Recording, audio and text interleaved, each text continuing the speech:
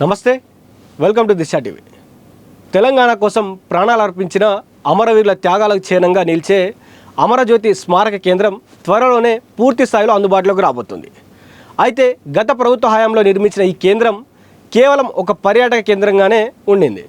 ఇప్పుడు అమరవీరుల కుటుంబాలకు ఒక కొండంత అండగా మారబోతుంది. అమరవీరుల కుటుంబాల సమస్యలనే నేరుగా విని వాటిని పరిష్కరించేందుకు రాష్ట్ర ప్రభుత్వం అమరజ్యోతి కేంద్రంలో ఒక ప్రత్యేక గ్రీవెన్స్ సెల్ను ఏర్పాటు చేస్తుంది. అసలు ఈ గ్రీవెన్స్ సెల్ ఎలా పనిచేస్తుంది, ఏం పని చేయబోతా ఉంది, ప్రభుత్వం తీసుకున్నటువంటి కీలక నిర్ణయాలు ఏంటో ఇప్పుడు వివరంగా తెలుసుకుందాం.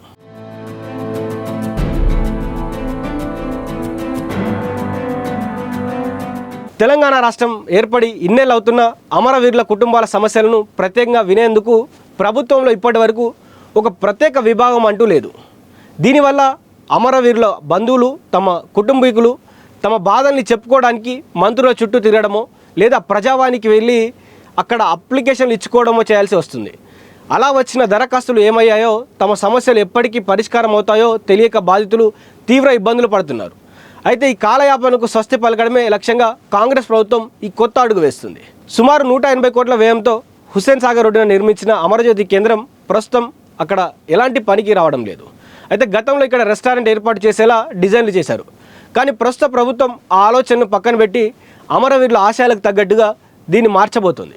ఇందులో భాగంగానే అమరవీరుల కుటుంబాల గ్రీవెన్స్ సెల్ విభాగాన్ని ఇక్కడే ప్రారంభించనున్నారు. అమరవీరుల కుటుంబాలు ఎదుర్కొంటున్న ఆరోగ్య సమస్యలు, వారి పిల్లల ఉన్నత చదువుల కోసం అడ్మిషన్లు, పెన్షన్ల జాప్యం, అలాగే ప్రభుత్వం నుంచి అందాల్సిన ఇతర సౌకర్యాలతో ఇంకా ఏవైనా ఇబ్బందులు ఉంటే వాటిని నేరుగా ఈ సెల్లో ఫిర్యాదు చేయవచ్చు. ఈ ఫిర్యాదులను ఎప్పటికప్పుడు ట్రాక్ చేస్తూ వేగంగా పరిష్కరించేందుకు ఒక ప్రత్యేక నోడల్ ఏజెన్సీని కూడా ప్రభుత్వం ఇక్కడ ఏర్పాటు చేయబోతా ఉంది. అయితే గత బీఆర్ఎస్ ప్రభుత్వ హయాంలో అమరజ్యోతి కేంద్రం కోసం తెలంగాణ ఉద్యమ చరిత్రపై ఒక 20 నిమిషాల డాక్యుమెంటరీని సిద్ధం చేశారు. అయితే ఆ డాక్యుమెంటరీలో కేవలం కొందరు వ్యక్తులను మాత్రమే హైలైట్ చేస్తూ రూపొందించారనే విమర్శలు ఉన్నాయి. ఈ నేపథ్యంలో పాత డాక్యుమెంటరీని మార్చి తెలంగాణ రాష్ట్ర సాధన కోసం తొలి మలి దశ ఉద్యమాల్లో ప్రాణత్యాగాలు చేసిన, పోరాటాలు చేసిన ప్రతి ఒక్కరిని సమాన ప్రాధాన్యత లభించేలా సరికొత్త డాక్యుమెంటరీని రూపొందించాలని ప్రభుత్వం నిర్ణయించింది.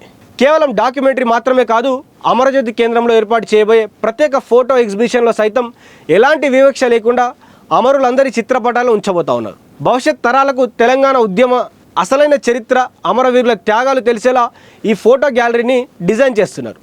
అంతేకాకుండా అసలైన అమరవీరుల కుటుంబాలను గుర్తించేందుకు ప్రభుత్వం ఏర్పాటు చేసిన ప్రత్యేక కమిటీ సమావేశాలను కూడా ఇకపై ఇక్కడే ఈ అమరజ్యోతి కేంద్రంలోనే నిర్వహించేందుకు ఏర్పాట్లు జరుగుతున్నాయి.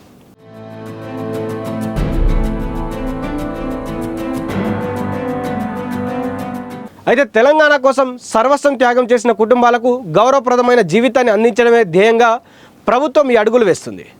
అమరజ్యోతి కేంద్రం ఈ వేదికగా రాబోతున్నటువంటి ఈ గ్రీవెన్స్ సెల్ మరియు నోడల్ ఏజెన్సీ అమరవీరుల కుటుంబాల కష్టాలను ఎంతవరకు తీరుస్తాయో, వారికి ఎంత వేగంగా న్యాయం చేకూరుతాయో కూడా రాబోయే రోజుల్లో ఇది అత్యంత కీలకంగా మారిపోయేటువంటి అంశం. ఎందుకంటే గత ప్రభుత్వం ఎప్పుడు కూడా ఈ అమరవీరుల అంశాలు కానీ, అమరవీరుల కుటుంబాల అంశాలు కానీ అంతగా పట్టించుకోలేదు. కాబట్టి ఈ ప్రభుత్వం అమరవీరులను కావచ్చు, అమరవీరుల కుటుంబాలను వారిపైన దృష్టి పెట్టి వారికి ఏదో విధంగా వారికి సంక్షేమ నిధులు కావచ్చు, లేకపోతే వారి యొక్క పెన్షన్లు కావచ్చు, వారికి రావాల్సినటువంటి ఏవైతే ఆర్థిక సమస్యలు ఉన్నాయో వాటన్నిటిని కూడా ఈ ప్రభుత్వం తీర్చేటువంటి విధంగా వారికి సంబంధించినటువంటి అన్ని అంశాలను కూడా ఇక్కడే మాట్లాడుకోవాలి. ఈ అమరజ్యోతి స్మారక కేంద్రంలోనే మాట్లాడుకోవాలి, ఇక్కడే చర్చలు జరగాలి. ఇక్కడే కమిటీ కూడా ఎవరు అమరవీరులు, ఎవరు తెలంగాణ ఉద్యమకారులు అన్నీ కూడా ఇక్కడే డిసైడ్ చేయాలంటూ కూడా ప్రభుత్వం నిర్ణయం తీసుకుంది. సో త్వరలోనే మరి ఇక్కడికి ఆ కమిటీకి సంబంధించినటువంటి గ్రీవెన్స్ సెల్ ఎప్పుడు ప్రారంభమవుతుందో, అదేవిధంగా ఈ నోడల్ ఏజెన్సీ ఎప్పుడు వస్తుందో, దాని తర్వాత ఎలాంటి మార్పులు వస్తాయో, మరి అమరవీరుల కుటుంబాలకు ఎలాంటి న్యాయం జరుగుతుందో కూడా వేచి చూడాల్సిందే.